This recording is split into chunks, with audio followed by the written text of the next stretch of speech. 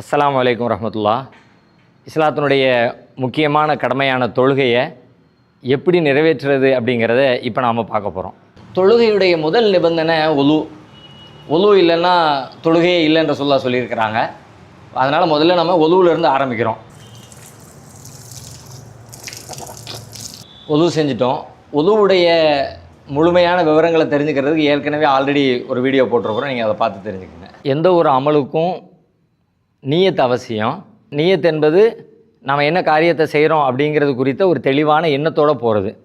இப்போ நம்ம தொழ போகிறோம்னா என்ன தொழுகையை தொழ போகிறோம், லுஹருடைய தொழுகை இத்தனை ரக்காத்து தொழ போகிறோம் அப்படிங்கிற உணர்வோட தெளிவான சிந்தனையோட தொழுகைக்கு நாம் நிற்கணும்.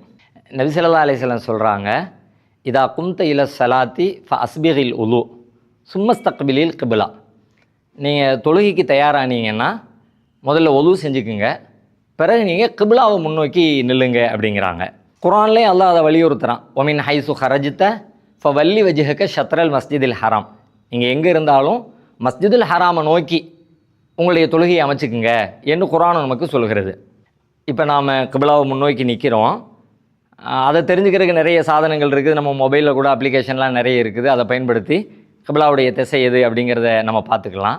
கடமையான தொழுகையை தொழுகிறதா இருந்தால் அதுக்குரிய இன்னொரு முக்கியமான நிபந்தனை பாங்கு சொல்லப்படணும், இகாமத்து சொல்லப்படணும். அவர் தனியாக தொழுதா கூட, காட்டில் ஆடு மேய்க்கிற இடையன் தனியாக ஒத்தையில் தான் நிற்கிறார், அவர் பாங்கு சொல்கிறத பார்த்து அல்லாஹ் மகிழ்ச்சி அடைவதாக நபிகளார் சொல்கிறாங்க. அதனால் கடமையான தொழுகைக்கு பாங்கும் இகாமத்தும் அவசியமானது. பாங்கை பொறுத்த வரைக்கும் நாம் இருக்கிற இடத்துல பாங்கு சொல்லப்பட்டுருச்சு, பாங்கோசை கேட்டுட்டோம் அப்படின்னா நாம் மீண்டும் பாங்கு சொல்ல வேண்டிய அவசியம் இல்லை. ஆனால் இகாமத்து கண்டிப்பாக நாம் சொல்லி ஆகணும் தொழுகிறதுக்கு முன்னாடி. இகாமத் அப்படிங்கிறது பாங்கை போலத்தான், ஒரு ரெண்டு மாற்றங்கள் மட்டும்தான். பாங்கில் இருப்பதை போலவே நம்ம சொல்லிக்கிட்டே வர்றோம், ஆனால் ஒற்றைப்படையாக சொல்கிறோம். அல்லாஹு அக்பர் அல்லாஹு அக்பர், அஷ்ஹது அல்லா இலாஹ இல்லல்லாஹ், அஷ்ஹது அன்ன முஹம்மதர் ரசூலுல்லாஹ், ஹய்யா அலஸ் ஸலா, ஹய்யா அலல் ஃபலாஹ். இது எல்லாமே பாங்கில் உள்ள வார்த்தை. அதில் இரட்டைப்படையாக சொல்லுவோம், இதில் நாம் ஒற்றைப்படையாக சொல்கிறோம். ஒன்று. அடுத்து ஹய்யா அலல் ஃபலாஹுக்கு பிறகு கது காமத்தி சலாத், இது 2 தடவை சேர்த்து கொள்கிறோம். அல்லாஹு அக்பர் லா இலாஹ இல்லல்லாஹ், இகாமத்து நிறைவு பெறுகிறது. தொழுகையை துவக்கிறது அப்படிங்கிறது முதல்ல தக்பீர்லேருந்து துவக்கணும். அல்லாஹு அக்பர் அப்படிங்கிற தக்பீர்லேருந்து தொழுகையை துவக்கணும். தக்பீர் சொல்லுகிற அதே நேரத்தில் நம்முடைய 2 கைகளையும் தோல்புஜத்துக்கு நிகராக இணையாக கைகளை உயர்த்தணும், அல்லது அதை விட கொஞ்சம் உயரமாக காது சோனையின் கீழ்ப்பகுதிக்கு இணையாக இங்கே அல்லது கொஞ்சம் ஒசத்தி இவ்வளவு தூரத்துக்கு 2 கைகளையும் உயர்த்தணும். நபி ஸல்லல்லாஹு அலைஹி வஸல்லம் சொல்கிறாங்க, அன்ன ரசூலுல்லாஹி ஸல்லல்லாஹு அலைஹி வஸல்லம் கான யர்ஃபஉ யதைஹி ஹதுவ மன்கிபைஹி இதஃப்தஹ ஸலா. நபிகளார் தொழுகையை துவக்கிற நேரத்தில் தன்னுடைய 2 கைகளையும் உயர்த்துவாங்க. இப்போ நாம் அல்லாஹு அக்பர் என்று கைகளை ஒசத்திட்டோம். உயர்த்திய கைகளை என்ன செய்யணும் அப்படிங்கிறத அடுத்து விளக்குறாங்க. உயர்த்தப்பட்ட இந்த 2 கைகளையும் இடது கையின் மீது வலது கையை நபிகளார் வைக்கிறாங்க. இடது கையின் மீது வலது கையை வைக்கிறது இன்னும் நுணுக்கமாக சொல்கிறாங்க. எப்படின்னா, நபி ஸல்லல்லாஹு அலைஹி வஸல்லம் தன்னுடைய இடது கையின் மீது அதனுடைய முன்கை, அதனுடைய மணிக்கட்டு, அதனுடைய குடங்கை 3லும் படுகிற வகையில் வலது கையை வைப்பார்கள். வைப்பார்கள் என்னும் இருக்கிறது, சில நேரத்தில் கபலை பிடிப்பார்கள் என்னும் இருக்கிறது. ஒன்று இப்படி வச்சுக்கலாம், அல்லது நம்ம இப்படி சேர்ந்தாப்புல பிடிச்சிக்கலாம். சில இடங்களில் மணிக்கட்டின் மீது மட்டும், குடங்கைக்கு போகாமல் உள்ளங்கையை மணிக்கட்டின் மீது வைத்து அதை அப்படியே மணிக்கட்டின் மீது வச்சுக்குவாங்க, அல்லது மணிக்கட்டை பிடிச்சாப்புல இருப்பாங்க. இப்படி இடது கையின் மீது வலது கையை நம்ம வைக்கிறோம். வச்சுட்டு அந்த கைகளை அப்படியே நெஞ்சின் மீது வைத்துக்கொள்கிறோம். இடது கையை வலது கையின் மீது வைத்து அதை நெஞ்சின் மீது வைப்பார்கள். இப்போ நெஞ்சின் மீது நம்ம வச்சுட்டோம். வச்சுட்டு இப்போ நம்முடைய பார்வை இருக்கிறது, பார்வை குறித்து நமக்கு வழிகாட்டுதல் இருக்கிறது. பார்வையில் என்னென்னா, மேல் நோக்கி பார்க்கக்கூடாது. ரசூலுல்லாஹ் தடுக்கிறாங்க, அது கடுமையாக எச்சரிக்கையும் செய்கிறாங்க. மாபால் அக்வாமின் யர்ஃபஉன அபுசாரஹும் இல ஸமாஇ ஃபீ ஸலாத்திஹிம். என்ன இவங்கெல்லாம் என்ன பண்ணிகிட்டு இருக்கிறாங்க, தொழுதுகிட்டு இருக்கும்போது வானத்தை நோக்கி பார்க்குறாங்களே.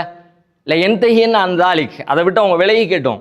அவ்வளோ துக்தஃபன்னா அபுசாரஹும், இல்லைன்னா அவங்களுடைய பார்வைகள் பறிக்கப்பட்டுரும் அப்படிங்கிறாங்க.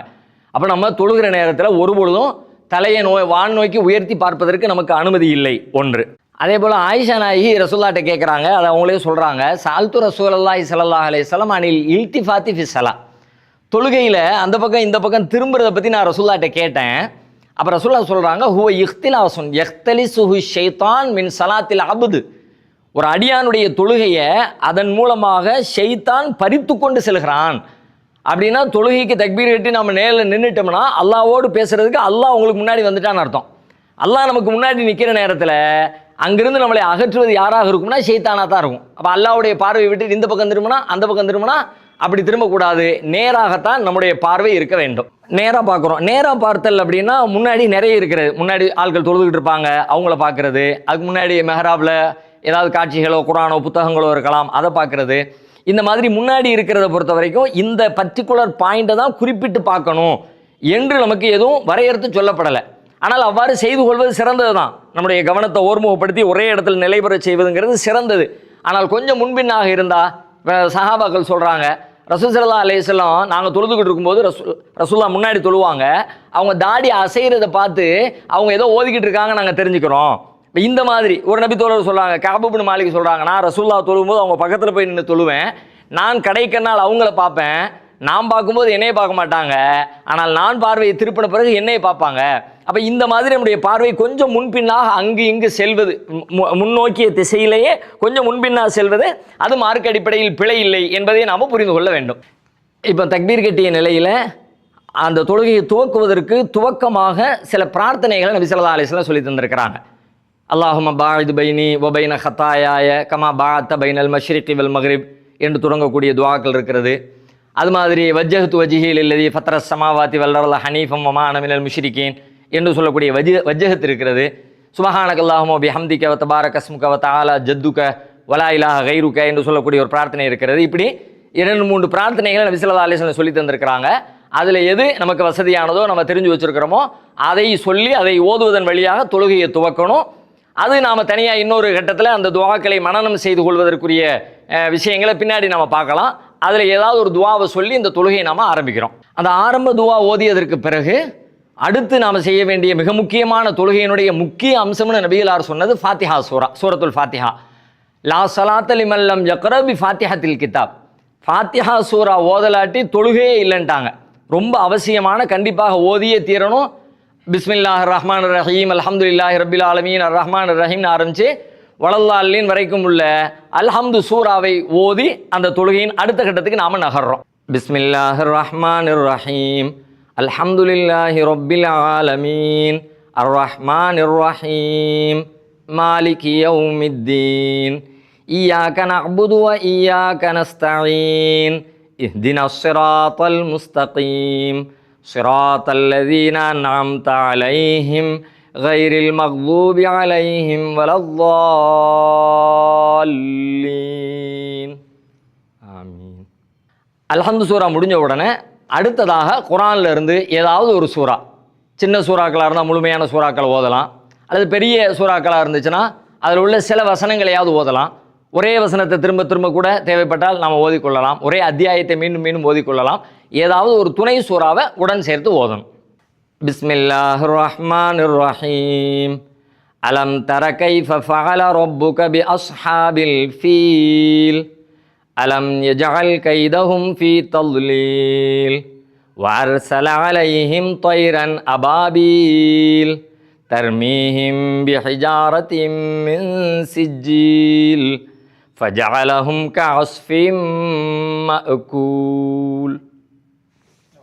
அல்ஹம்து சூரா துணை சூரா முடித்த பிறகு அடுத்து நாம் ருக்குவுக்கு போகிறோம். தொழுகையினுடைய அடுத்த நிலைக்கு போகிறோம். கியாமிலிருந்து ருக்குவுக்கு போகிறோம். ருக்கு செல்வதற்கு முன்பாக ஆரம்ப தக்பீரின் பொழுது அல்லாஹ் அக்பர்னு தக்பீர் கட்டுற நேரத்தில் எப்படி கைகளை தோல் புஜத்திற்கு நிகராக உயர்த்தி கைகளை கட்டினமோ அந்த மாதிரி இப்போ ருக்குவுக்கு செல்கிற பொழுது அல்லாஹ் அக்பர்னு தக்பீர் சொல்கிறோம். சொல்லுகிற அதே வேளையில் அதே போல் கைகளை உயர்த்தி கைகளை கீழே போடணும். அல்லாஹ் அக்பர். இந்த பொசிஷனை தான் இஸ்லாமிய மரபில் ருக்கு அப்படின்னு சொல்கிறோம். இந்த ருக்குவை பொறுத்த வரைக்கும் நாம் ரொம்ப ஸ்ட்ரெயிட்டாக இருக்கணும். இதில் நம்முடைய முதுகு நேராக இருக்கணும், வளைந்திருக்கக்கூடாது. தலையை மேல் நோக்கி உயர்த்தியோ கீழ் நோக்கி தாழ்த்தியோ அது மாதிரி இருக்கக்கூடாது. நம்முடைய கைகள் 2 கைகளும் தொடையோடு ஒட்டுறதோ முதுகோடு சேர்றதோ அது மாதிரி இருக்கக்கூடாது. அது மாதிரி கைகள் 2 உள்ளங்கைகளாலும் நாம் முட்டுக்காலை பிடிச்ச மாதிரி நாம் அப்படி நேராக ஸ்ட்ரைட்டாக இருக்கணும். கைகள் முட்டுக்காலுக்கு கீழே இப்படி இறங்கவும் கூடாது, தொடையை நோக்கி மேலே ஏறவும் கூடாது. உடலோடு ஒட்டவும் கூடாது. எல்லாம் தனித்தனியாக மிகச்சீராக சமமான ஒரு முதுகோடு தலையோடு சேர்த்து நிற்கிற நிலைதான் ருக்கு என்கிற நிலை. இந்த நிலையில் நாம் ஓத வேண்டிய சில திக்ருகளை நபி ஸல்லல்லாஹு அலைஹி வஸல்லம் சொல்லி தர்றாங்க. அதுவும் சில 2-3 திக்ருகள் இருக்குது. அதில் எது வேணாலும் ஓதிக்கொள்ளலாம், எல்லாவற்றையும் கூட ஓதிக்கொள்ளலாம்.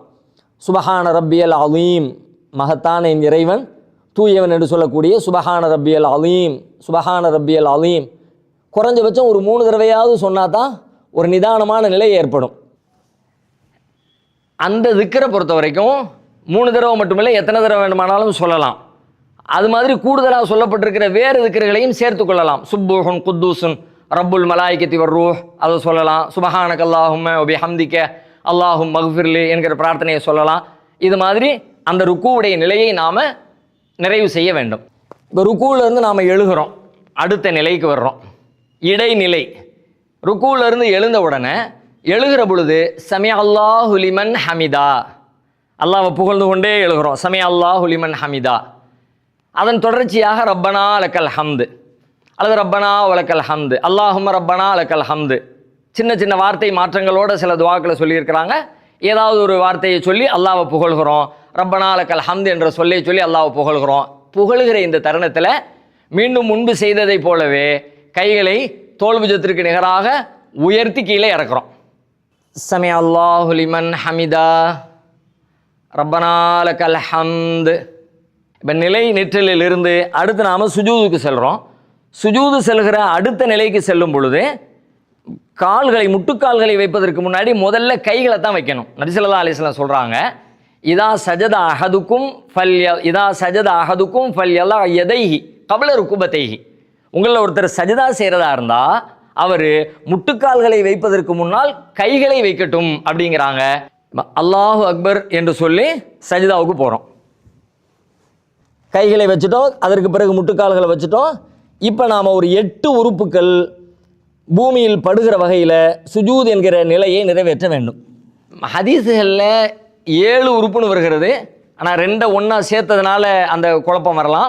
8 உறுப்புகள். இப்போ மூக்கு நெற்றி 2 சேர்ந்து ஒன்றா வச்சுக்கலாம் அல்லது 2ஆக பிரிச்சுக்கலாம். மூக்கு நெற்றி தரையில் படணும், 2 உள்ளங்கைகள் தரையில் படணும், 2 முட்டுக்கால்கள் தரையில் படணும், பாதத்தினுடைய விரல் நுனிகள் தரையில் படணும்.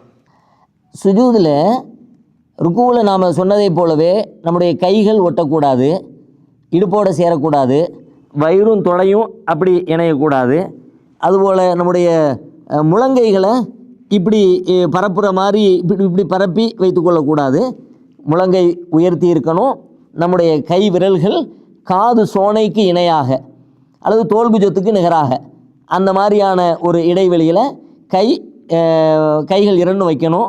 ரொம்ப அகலமாக விரிச்சும் வைக்க தேவையில்லை, ரொம்ப ஒட்டி நெருக்கி அதை கூட்டு போல வைத்திருக்க வேண்டிய அவசியமும் இல்லை. இயல்பாக வைத்துக்கொண்டு நம்முடைய இந்த சுஜூதுடைய திக்ருகளை நாம் ஓத வேண்டும். சுபஹான ரப்பியல் அலா, உயர்வான என் இறைவன் தூயவன் என்று அல்லாஹ்வை திக்ரு செய்ய வேண்டும். 1 தடவை, 2 தடவை, 3 தடவை, குறைஞ்சபட்சம் ஒரு 3 தடவை. அதுக்கு பிறகு நாம் எத்தனை தடவை வேண்டுமானாலும் அந்த திக்ருகளை சொல்லிக்கொண்டே சுஜூதிலே இருக்கலாம். சுபஹான ரப்பியல் அலா, சுபஹான ரப்பியல் அலா, சுபஹான ரப்பியல் அலா. இந்த திக்ருகளோடு சேர்த்து நமக்கு தேவைப்படுகிற எந்த பிரார்த்தனையையும் நாம் இதில் இணைத்து கொள்ளலாம். இணைத்து கொள்ளலாம் என்பதை விட இணைத்து கொள்வது சிறந்தது. ஏன்னா நபிகளார் சொல்கிறாங்க, இன்ன அக்ரபமா யகூனுல் அபுது மிர் ரப்பிஹி வஹுவ சாஜிதுன் ஃபஅக்ஸிரு துஆ.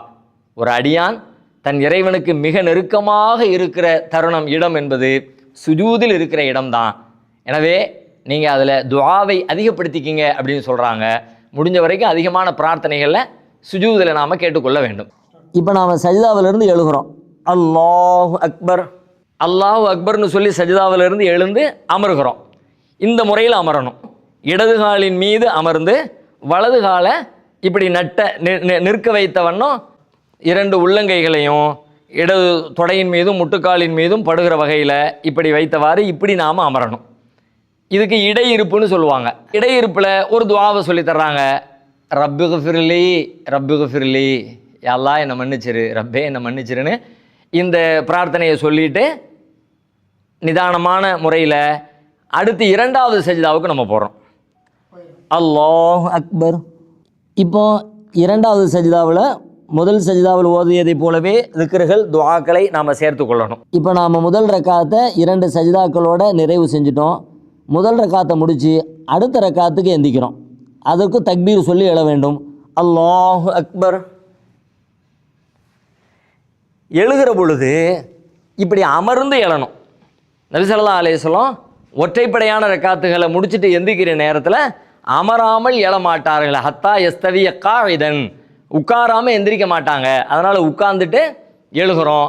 எழுந்து கைகளை முதல் ரக்காத்தில் கட்டியதை போலவே இடது கையின் மீது வலது கையை வச்சு நெஞ்சின் மீது வைத்து நேரடியாக அல்ஹம்து சூராவுக்கு வந்துட வேண்டியதான். அல்ஹம்துலில்லாஹி ரப்பில் ஆலமீன் அர் ரஹ்மான் ரஹீம் அல்ஹம்து சூரா ஓதுறோம். அதனை தொடர்ந்து துணை சூரா ஒன்றை ஓதுறோம். அல்ஹம்து துணை சூரா முடிஞ்ச உடனே மீண்டும் அல்லாஹு அக்பர் கைகளை தோளுக்கு நேராக உயர்த்தி ருக்குவுக்கு போகிறோம். முதல் ரக்காத்தில் செய்ததை போலவே ருக்குவுடைய ஒழுங்குகளை பேணி அது முடிந்த பிறகு சமி அல்லாஹு லிமன் ஹமிதா ரப்பனா லக்கல் ஹம்து என்று நிலைக்கு வருகிறோம். கைகளை உயர்த்தி கீழே தொங்க விட்ட பிறகு இரண்டாவது ரக்காத்தினுடைய சுஜூதுக்கு செல்கிறோம். அல்லாஹு அக்பர். சுஜூதில் ஓத வேண்டிய திக்ருகளை முடித்துட்டு இடையிருப்புக்கு அமர்கிறோம். அல்லாஹு அக்பர்.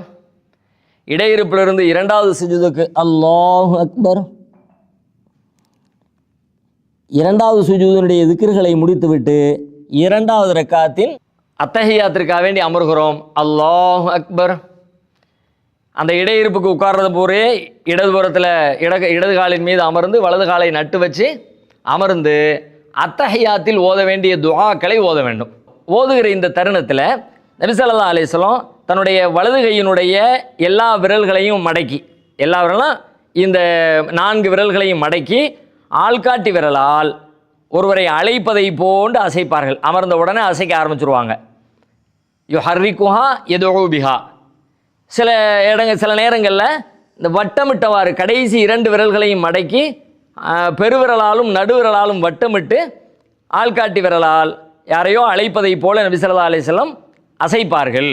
இவ்வாறு செயலில் அசைத்து கொண்டிருக்கிற பொழுது அவங்களுடைய வாய் அத்தஹியாத்தை ஓத ஆரம்பிச்சிடும். அத்தஹியாத்து லில்லாஹி வஸ்ஸலவாத்து வத்தய்யிபாத்து அஸ்ஸலாமு அலைக்க ஐயுஹன் நபி வரஹ்மத்துல்லாஹி வபரகாத்துஹு அஸ்ஸலாமு அலைனா வஅலா இபாதில்லாஹி ஸாலிஹீன் அஷ்ஹது அல்லா இலாஹ இல்லல்லாஹ் வ அஷ்ஹது அன்ன முஹம்மதன் அப்துஹு வ ரசூலுஹ். அதனை தொடர்ந்து சலவாத்தையும் சொல்லி தந்திருக்கிறாங்க. நபிகளார் இடத்துல கேட்குறாங்க, அல்லாஹ்வுடைய தூதரே, தொழுகையில் உங்களுக்கு நாங்கள் எப்படி சலவாத்து சொல்கிறது? சலவாத்து சொல்லித்தராங்க. அல்லாஹும்ம ஸல்லி அலா முஹம்மதின் வ அலா ஆலி முஹம்மதின் கமா ஸல்லைத அலா இப்ராஹீம வ அலா ஆலி இப்ராஹீம இன்னக ஹமீதும் மஜீத்.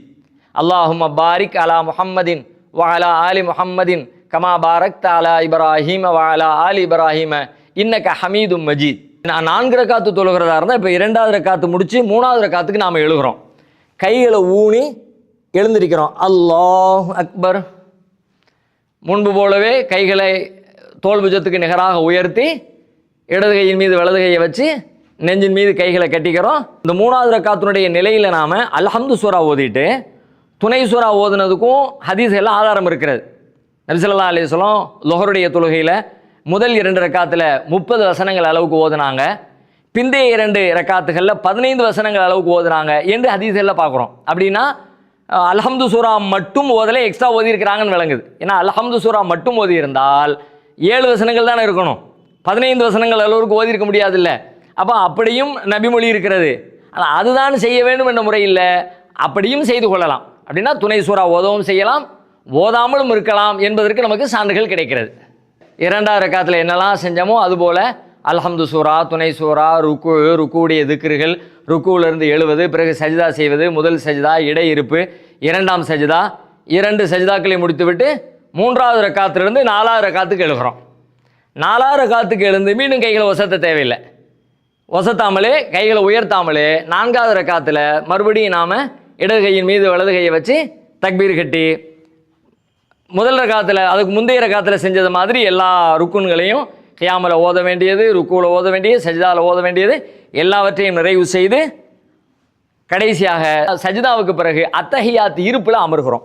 இப்போ நாம் 4வது ரக்காத்தில் 2 சஜிதாக்களை முடிச்சுட்டு கடைசியில் சலாம் கொடுப்பதற்கான அத்தஹியாத் இருப்பில் அமர போகிறோம். அல்லாஹ் அக்பர்.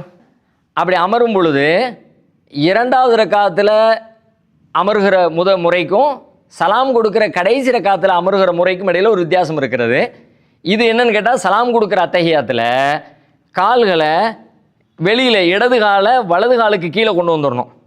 நமது பிட்டத்தால் கீழே எப்போதும் இருப்பதை போல் கீழே தரையில் பிட்டத்தை வைத்து கொண்டு இடது காலை வலது காலின் கீழ் கொண்டு வந்து வலது காலை நட்டு வைத்து இந்த முறையில் அமர வேண்டும்.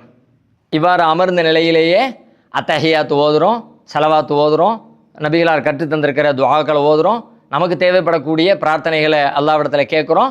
அதையெல்லாம் நிறைவு செய்துட்டு வலதுபுறமும் இடதுபுறமுமாக திரும்பி அஸ்ஸலாமு அலைக்கும் வரஹ்மத்துல்லாஹ், அஸ்ஸலாமு அலைக்கும் வரஹ்மத்துல்லாஹ். இடதுபுறமாக திரும்புவாங்க, அஸ்ஸலாமு அலைக்கும் வரஹ்மத்துல்லாஹ். அந்த திரும்புறது கூட நபித்தோழர்கள் சொல்கிறாங்க, ரசூலுல்லாவுடைய கன்னத்தின் வெண்மை தெரிகிற அளவுக்கு நன்றாக திரும்புவாங்க. சும்மா அப்படி லைட்டாக இல்லாமல் நன்றாக நபிகளார் திரும்பி சலாம் சொல்லுவார்கள். அப்படி என்று சலாம் கொடுத்து தொழுகையை நாம் நிறைவு செய்கிறோம். இப்போ நாம் இமாம் ஜமாத்தில் சேர்ந்து தொழுகிறோம் அப்படின்னா அதில் சின்ன மாற்றங்கள் இருக்கிறது. இமாம் செய்யும்போது இமாமை பின்தொடர்ந்து தான் செய்யணும். இமாமை முந்தி கொண்டு நாம் எதுவும் செய்ய முடியாது. ஒன்று, இமாம் தக்பீர் சொல்லுகிற தருணங்களில் நாமளும் தக்பீர் சொல்லி அவரோடு சேர்ந்து கொள்ளணும். ஆனால் அவர் சமியல்லாஹு லிமன் ஹமீதான்னு ருக்கூல இருந்து எந்திரிப்பாங்கல்ல, அப்போ நாம் சமியல்லாஹு லிமன் ஹமீதாவை சொல்ல முடியாது. அல்லாஹ் அக்பர் தக்பீர் கட்டும்போது அல்லாஹ் அக்பர் சொல்லுவோம், ருக்கு போகும்போது அல்லாஹ் அக்பர் சொல்லுவோம், ருக்கூலேருந்து சஜிதாவுக்கு போகிற நேரத்தில் அல்லாஹ் அக்பர் சொல்லுவோம். அது எல்லாத்தையும் நாமளும் ரிப்பீட் பண்ணுவோம். ஆனால் ருக்கூவிலேருந்து எழுகிற நேரத்தில் சமியல்லாஹு லிமன் ஹமீதா சொல்கிற நேரத்தில் இமாம் சமியல்லாஹு லிமன் ஹமீதா சொல்லும்போது நாம் சமியல்லாஹ் சொல்லாமல் ரப்பனா லக்கல் ஹம்த் அல்லது ரப்பனா வலக்கல் ஹம்து அந்த இடத்துல ஓதுவதற்காக நபிகளார் சொல்லி தந்த அந்த ஹம்தை நாம் ஓதிக்கொள்ள வேண்டும். இதுபோல் இமாம் ஜமாத்தில் இமாம் அல்ஹம்து சூரா ஓதி முடித்த உடனே வலல்லாலின்னு சொன்ன உடனே நாம் ஆமீன் சொல்லணும். ஃபக்கூலு ஆமீன் அப்படின்னு சொல்லணும். ஆமீன் சொல்லுங்கன்னு ரசூலுல்லாஹ் சொல்கிறாங்க. ஆமீன் சொல்லணும். அது சப்தமாக சொல்கிறதா மெதுவாக சொல்கிறதா அது நம்முடைய வசதிக்கு ஏற்ப சொல்லிக்கொள்ளலாம். ஆமீன் சொல்லி அந்த துஆவோடு இஹ்தின ஸிராத்தல் முஸ்தகீம்னு இமாம் அந்த அல்ஹம்து சூரால துஆ செய்கிறார், யா அல்லாஹ் எங்களுக்கு நேர்வழியை காட்டுன்னு. அந்த துஆவில் நம்மையும் சேர்த்து கொள்கிற வகையில் ஆமீன்னு சொல்லணும். இமாம் ஜமாத்தில் இமாம் சப்தமாக ஓதுகிற தருணத்தில் நமக்கு கேட்கும், நாம் வாய்மூடி மௌனமாக அதை கேட்டுக்கொள்வோம். இமாம் ஓதுவதே நமக்கு போதுமானது. ஆனால் இமாம் சப்தமிட்டு ஓதாத 3வது 4வது ரக்காத்துகள் இருக்குது. அதில் நாம் ஓதணும், அல்ஹம்து சூரா ஓதணும், துணை சூரா ஓதணும், அல்லது துணை சூரா அல்ஹம்து சூரா மட்டும் ஓதணும். அது மட்டும் இல்லாமல் ருக்கு சஜிதா அத்தஹியாத் எல்லா இடங்கள்லையும் இமாம் மௌனமாக தான் ஓதுவாங்க. அந்த திக்ர்களை நம்ம ஓதணும், அத்தஹியாத்தை நம்ம ஓதணும். இமாம் சப்தமிட்டு ஓதுகிற தருணத்தில் மட்டும்தான் வாய் மூடி மௌனமாக அதை கேட்டு அதனோடு சேர்ந்து கொள்ள வேண்டும். நபி ஸல்லல்லாஹு அலைஹி வஸல்லம் அவங்க தொழுகை முறையை பற்றி சொல்லும் பொழுது சல்லு கமாரா ஐத்துமுனி உசல்லி, என்னை எவ்வாறு தொழ கண்டீங்களோ அவ்வாறு தொழுவுங்கன்னாங்க. அவங்க காட்டி தந்த முறை இதுதான், இதன்படி தான் நாம் தொழ வேண்டும். அவ்வாறு செய்து முடிப்பது அல்லாஹ்விடத்தில் பெரும் நன்மைகளை நமக்கு பெற்றுத்தருகிற தொழுகையாக அமையும்.